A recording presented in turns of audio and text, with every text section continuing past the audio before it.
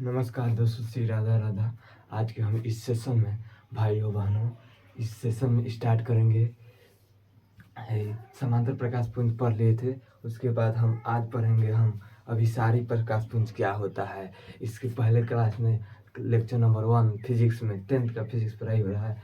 इसमें हम पढ़े थे प्रकाश क्या है, प्रकाश किन किन माध्यम में गुजरता है, प्रकाश का वेग क्या है, यह हम सब बता दिए थे। आज के इस क्लास में हम पढ़ेंगे अभिसारी प्रकाश पुंज क्या है। इससे स्टार्ट करेंगे लेक्चर से और स्टार्ट किया जाएगा और आगे जितना भी होगा देखा जाएगा, इसके बारे में जानकारी प्राप्त कर दिया जाएगा।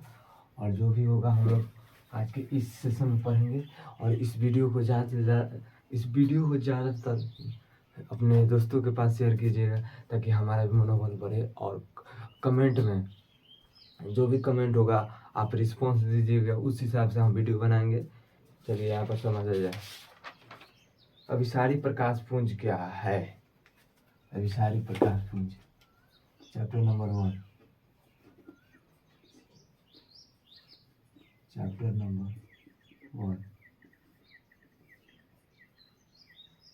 1 पढ़ाई हो रहा है प्रकाश का अपवर्तन, प्रकाश का परावर्तन, light of reflection of light,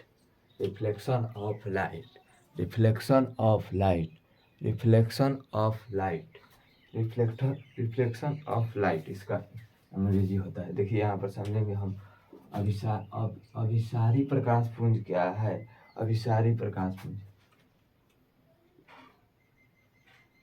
अभिसारी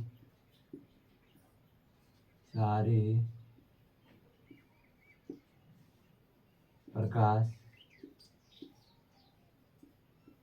पुंज क्या है, यहाँ पे समझेंगे अभिसारी प्रकाश पुंज क्या है। जो भी जितना वीडियो होगा आपको यूट्यूब पर अपलोड कर दिया जाएगा, जिससे आप फ्री में पढ़े। बिहार बोर्ड का बच्चा, हर बच्चा पढ़े, जिससे आपका मनोबल बढ़े और आप अपने माँ बाप का नाम रोशन करें, जिससे आपको भी गर्व होगा और माता पिता भी को गर्व है। इसीलिए हम लोग फ्री कंटेंट दे रहे हैं ताकि हर बच्चा पढ़े, हर घर तक पढ़े। उतनी ही दयनीय स्थिति आ जाती है कोई बहुत सारे लड़कों को, इसीलिए हम लोग फ्री में यूट्यूब पर कंटेंट दे रहे हैं ताकि हर बच्चा पढ़े। फिजिक्स, केमिस्ट्री तथा बायो सभी इसी चैनल पर पढ़ाया जाएगा। मैथ से लेकर मैथ भी स्टार्ट करेंगे। आज रात को वीडियो डालेंगे मैथ का। देखिए यहाँ पर अभिसारी प्रकाश पुंज क्या है, यहाँ पर समझिए अभिसारी पर। देखिए, जिस प्रकाश पुंज की सभी किरणें एक बिंदु पर मिलती है इसे अभिसारी प्रकाश पुंज कहा जाता है। देखिए यहाँ पर समझ, जिस प्रकाश पुंज की जिस प्रकाश पुंज की सभी किरणें एक बिंदु पर आकर मिलती है उसे अभिसारी प्रकाश पुंज कहता है। देखिए यहाँ पर जिस प्रकाश पुंज की सभी किरणें जिस प्रकाश पुंज की सभी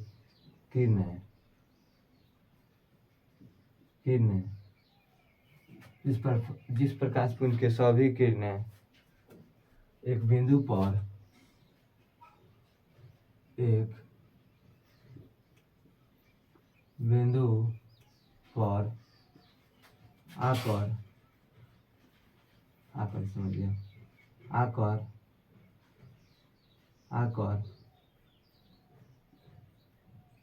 आकर मिलती है तो उसे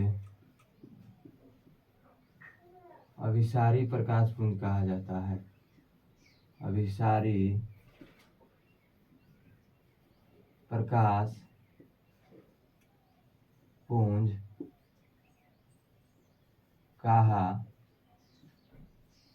जाता है।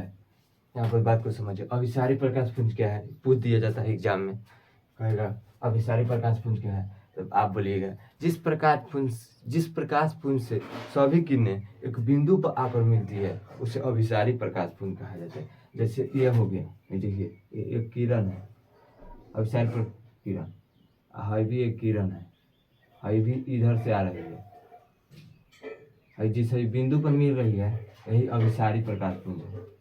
यहाँ पर इधर से किरण आ रही है, इधर से किरण है, जिस बिंदु पर है मिलती है, एक बिंदु पर देखिए, एक बिंदु से कितना भी रेखा खींचा जा सकता है, ये जिस बिंदु पर मिलती है वही अभिसारी प्रकाश पुंज कहा जाता है। चलिए इसको मिटा दे रहे हैं, अभिसारी प्रकाश पुंज खत्म हो गया।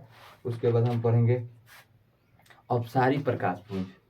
अपसारी प्रकाश पुंज, यहाँ पर देखिए, अपसारी प्रकाश पुंज, अपसारी प्रकाश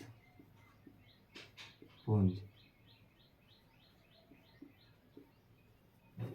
यहाँ पर ई पढ़ेंगे, समझिए इसको।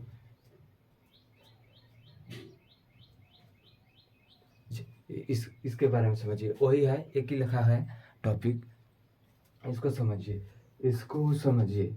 जिस प्रकाश पुंज की सभी किरणें निर्गत होकर भिन्न दिशाओं में फैल जाती है।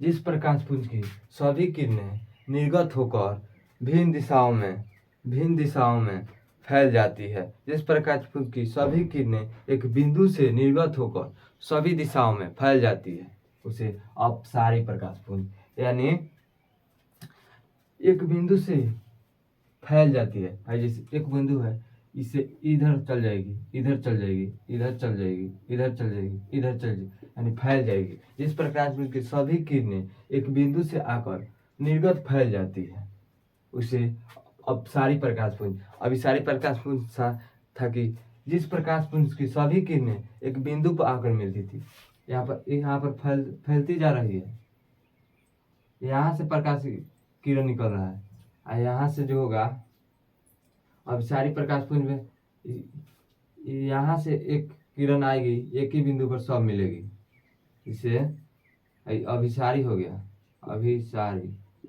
अभिसारी अभी फैला रहा है अपसारी प्रकाश पुंज हो गया। एक बिंदु पर आकर किरण मिल रही है,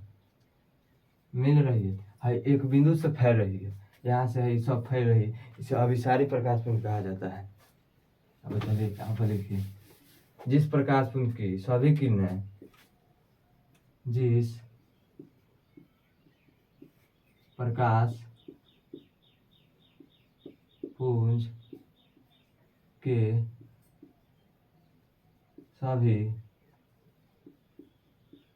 किरणें एक बिंदु के निर्गत जिस प्रकाश पुंज की सभी किरणें एक बिंदु से निर्गत होकर फैल जाती है तो उसे अपसारी प्रकाश पुंज कहा जाता है। जिस प्रकाश पुंज की सभी किरणें एक बिंदु के निर्गत होकर फैल जाती है जिसे अपसारी प्रकाश पुंज कहा जाता है। अभिसारी को समझिए, अपसारी देखिए, अभिसारी में जो है एक किरण आकर एक बिंदु पर मिलती है, और इसमें है अपसारी में फैला देता है। देखिए, अभिसारी को उत्तल लेंस कहा जाता है, अपसारी को अवतल दर्पण। तो जो उत्तल दर्पण में होता है, उत्तल लेंस में होता है, जो अब किरण आती है वो फैला देती है, और जिससे अवतल होता है जो अपनी ओर आकर्षित करता है।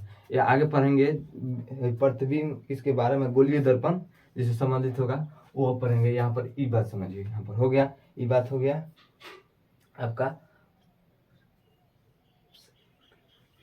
देखिए, इसे अपसरित प्रकाश पुंज भी कहा जाता है, नोट में लिख लीजिए, इसे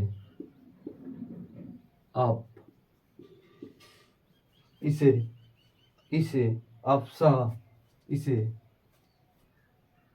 इसे अपसरित प्रकाश पुंज भी कहा जाता है। इसे अपसरित प्रकाश पुंज भी कहा जाता है। चलिए इसको हम मिटा दे रहे हैं और आगे बढ़ेंगे। आगे जो भी होगा इसके बाद है प्रदीप पदार्थ और अदीप पदार्थ। यहाँ पर समझेंगे। चलिए यहाँ पर समझिए। देखिए प्रदीप और अदीप पदार्थ ये पूछ दिया जाता है। प्रदीप पदार्थ क्या है, अदीप पदार्थ क्या है।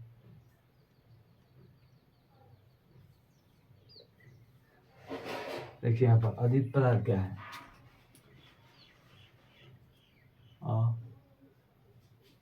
दीप्त या आत्मदीप्त दीप्त पदार्थ। इसको समझिए। वे पदार्थ जो प्रकाश स्वयं उत्सर्जित कर देती है उसे अदीप्त पदार्थ या आत्मदीप्त। जैसे हो गया सूर्य स्वयं प्रकाश उत्सर्जित करती है। तारा चंद्रमा ये सब अदीप्त पदार्थ है। जो प्रकृति का देन है, जो प्रकृति प्रकाश देती है वही अदीप्त पदार्थ है। आत्मदीप्त पदार्थ है। प्रदीप्त जो हो जाएगा प्रदीप्त या आत्मदीप्त अधिदीप्त दूसरा होता है। यहाँ पर समझिए। यहाँ पर वे पदार्थ जो प्रकाश स्वयं उत्सर्जित करती है। तो क्वेश्चन पूछा जाता है वे पदार्थ जो स्वयं प्रकाश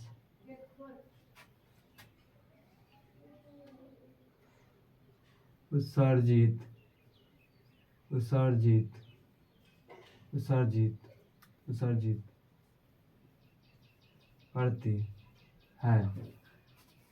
तो उसे प्रदीप्त पदार्थ कहा जाता है। लीजिए उदाहरण देखिए। तारा सूर्य चंद्रमा। यहाँ पर समझिएगा। चंद्रमा अदीप्त पदार्थ प्रकाशीय माध्यम चंद्रमा का अदीप्त पदार्थ है। दीपक इत्यादि ये सब अदीप्त पदार्थ प्रदीप्त पदार्थ या आत्मदीप्त। यहाँ पर समझिए अदीप्त पदार्थ क्या है।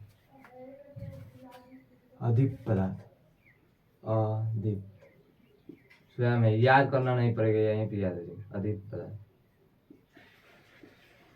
इसको समझिए। अदीप्त पदार्थ क्या है। एक पदार्थ जो प्रकाश स्वयं उत्सर्जित नहीं करता है इसे अदीप्त पदार्थ कहा जाता है। यहाँ पर लिखिए। यहाँ पर वे पदार्थ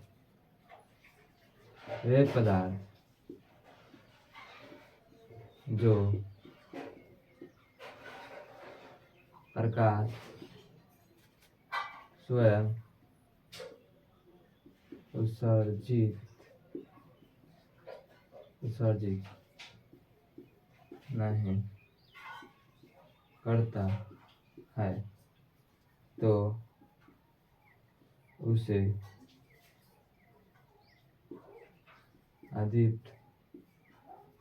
उत्सर्जित नहीं करता है तो उसे अदीप्त पदार्थ कहा जाता है। यहाँ पर बात समझिए। वे पदार्थ जो स्वयं प्रकाश उत्सर्जित नहीं करता अदीप्त। वे पदार्थ जो स्वयं प्रकाश उत्सर्जित करता है प्रदीप्त पदार्थ कहा जाता है। जैसे तारा सूर्य हो गया।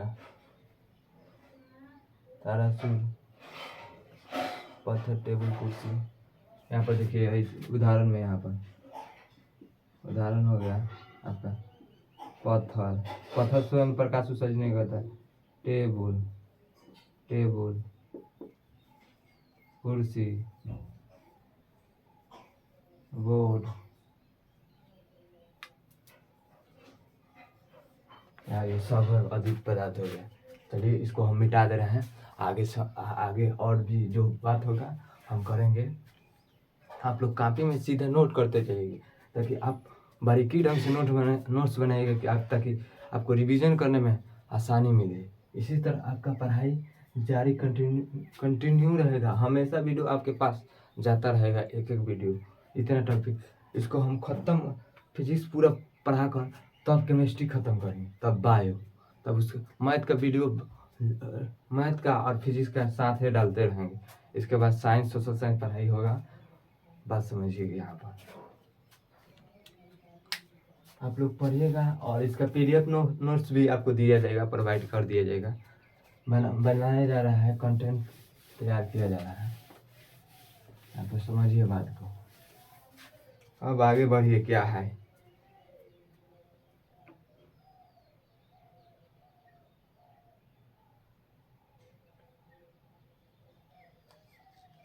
यहाँ पर समझिए, प्रकाशीय माध्यम क्या है। एक बार क्वेश्चन पूछ दिया था, प्रकाशीय माध्यम क्या है। ये पूछते रहता है ऑब्जेक्टिव या सब्जेक्टिव। यहाँ पर बात को समझिएगा, प्रकाशीय माध्यम क्या है। देखिए यहाँ पर प्रकाशीय माध्यम,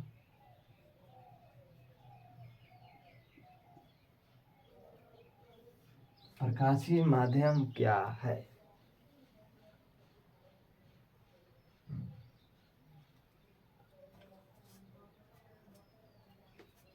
प्रकाशीय माध्यम क्या है, यहाँ पर देखिएगा, समझिएगा बात को, अतः आपके दिमाग से कल उतर जाएगा।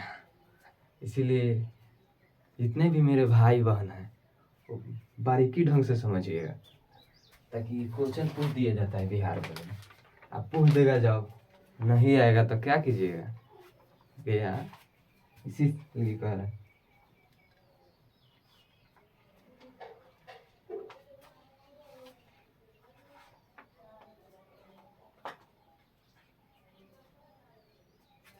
यहाँ पर समझिएगा, वह क्षेत्र, यहाँ पर बात समझिए, वह क्षेत्र जिसे होकर प्रकाश वस्तु से निकलकर आंख तक पहुंच जाती है।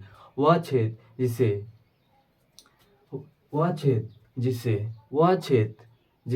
वस्तु से प्रकाश निकलकर आंख तक पहुंच जाती है, इसे प्रकाशीय माध्यम कहा जाता है। जैसे हवा, पानी, कांच, ताप। वह क्षेत्र जिससे होकर प्रकाश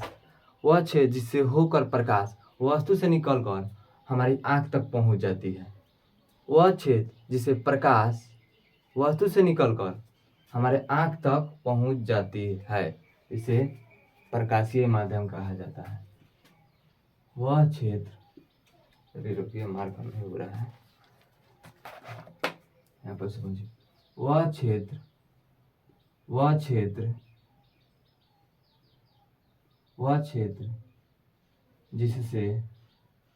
जिससे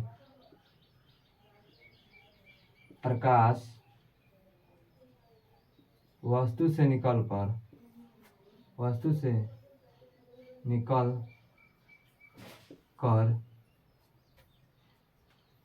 जिसे प्रकाश वस्तु से निकलकर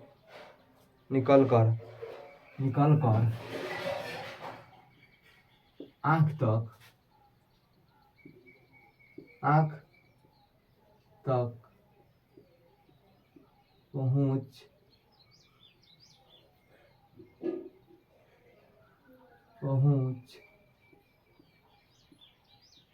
जाती है, तो उसे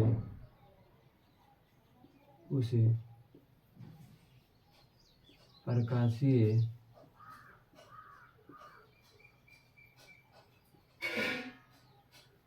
माध्यम कहा जाता है। यहाँ पर बात समझिए, वह क्षेत्र जिसे प्रकाश वस्तु से निकलकर हमारे आंख तक पहुंच जाती है। वह क्षेत्र जिसे प्रकाश वस्तु से निकलकर, मैंने वह क्षेत्र जिसे प्रकाश, कोई भी क्षेत्र है, प्रकाश इससे निकलेगा, प्रकाश जो होगा वस्तु से निकलेगा, सीधे हमारे आंख में आएगा। जो हमारे आंख होगा, हमारी जो आंखें होगी वो डायरेक्ट प्रतिबिंब बनाएगी, जिससे उसी को प्रकाशीय माध्यम। कोई भी वस्तु को हम देखते हैं वही प्रकाशीय माध्यम है। ऐसे मार्कर को हम देख रहे हैं, बोर्ड पर लिख रहे हैं, बोर्ड पर देख कर लिख रहे हैं, यही प्रकाशीय माध्यम है। बात को समझ गए? बात समझिए, ये तो बड़ी दिक्कत होगा। समांगी और विषमांगी क्या है? होमोजीनियस और हेलोजीनियस। होमोजीनियस हेलोजीनियस क्या है? देखिए यहाँ पर समांगी माध्यम होता है, इसके सभी कोण, सभी इसकी चीज जो होगा ये बनावट समान होगी। जैसे यह कोई भी वस्तु है, 2 मीटर और चौड़ाई है तो 1 मीटर लंबाई, दोनों तरफ का लंबाई समान और चौड़ाई समान होता है। इसका बनावट या गुण सभी समान होगा, उसी को समांगी माध्यम कहा जाता है। विषमांगी, इसका बनावट समान नहीं हो उसे विषमांगी माध्यम कहा जाता है। पदार्थ, प्रदर्शित पदार्थ क्या है? यहाँ पर समझिए, प्रदर्शित पदार्थ क्या है? यहाँ पर समझिए, प्रदर्शित पदार्थ क्या है? प्रदर्शी पदार्थ।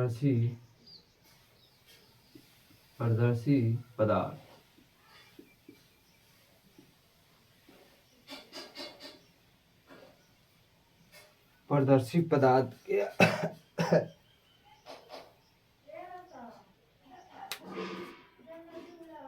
देखिए प्रदर्शी पदार्थ, जिस पदार्थ से प्रकाश पूर्ण रूपेण गमन कर जाती है उसे प्रदर्शित पदार्थ कहा जाता है। जिस पदार्थ से प्रकाश पूर्ण रूपेण गमन कर जाती है इसे प्रदर्शित पदार्थ कहा जाता है। जिस पदार्थ से प्रकाश पूर्ण रूपेण गमन कर जाती है तो उसे प्रदर्शी पदार्थ कहा जाता है। प्रदर्शी पदार्थ का कोई भी वस्तु होगा उससे प्रकाश डायरेक्ट चल जाती है, डायरेक्ट जाएगी जिसे प्रदर्शित पदार्थ कहा जाता है। अप्रदर्शित पदार्थ होता है जिस प्रकाश से जिस पदार्थ प्रकाश आर पार नहीं कर पाती है। जैसे दीवार हो गया, बोर्ड पर प्रकाश पड़ेगी तो रिफ्लेक्शन हो जाएगा, अपवर्तन हो जाएगा, पड़ेगा इस पर, इस तरफ मुड़ जाएगा। जैसे ही यहाँ पर पड़ेगा, इस देखिए यहाँ पर प्रकाश रही है, जैसे ही इधर मुड़ जाएगा। जो प्रदर्शित पदार्थ होता है आर पार कर जाता है। उदाहरण देखिए इसका, कांच, पानी, हवा प्रदर्शित है, उसमें प्रकाश पड़ता है तो पूर्ण रूपेण गमन कर जाती है। हवा, कांच, पानी, etc। अब जो भी होगा कॉल पर आ जाएगा और प्रदर्शित पदार्थ परिभाषी, और उसको आगे बढ़ाया जाएगा। जल्दी चैप्टर खत्म होगा, इसे आप धैर्य बना कर रखें। आज के सेशन यहीं पर समाप्त किया जाएगा और इस वीडियो को ज़्यादा से ज़्यादा अपने दोस्तों में शेयर कीजिए ताकि आपके सारे दोस्त पढ़ें और अच्छा बोर्ड में अच्छा अंक लाए 95+।